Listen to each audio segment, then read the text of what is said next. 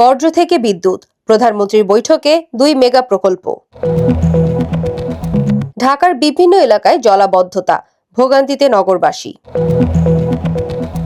রাজধানী সহ সারা দেশে আগামীকালও হবে বৃষ্টি, সতর্ক করল আবহাওয়া অফিস। এইচএসসি পরীক্ষা স্থগিতের দাবি, পরিস্থিতি পর্যবেক্ষণে মন্ত্রণালয়। 7 কলেজের ফলে অনিয়মের অভিযোগ, শিক্ষার্থীদের সংবাদ সম্মেলন। পানির নিচে হাতিয়ার 80 গ্রামেরও বেশি, দুর্ভোগে অর্ধলক্ষ মানুষ। তেতুলিয়া সীমান্তে 13 জনকে পুশিনের চেষ্টা প্রতিহত করল বিজিবি। কানাডায় বন্দুক হামলা, নিহত 2, আহত 5।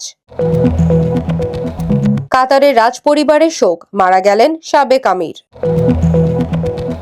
সেমিফাইনালে অপ্রতিরোধ্য আর্জেন্টিনা, ইতিহাস বলছে ফাইনাল নিশ্চিত।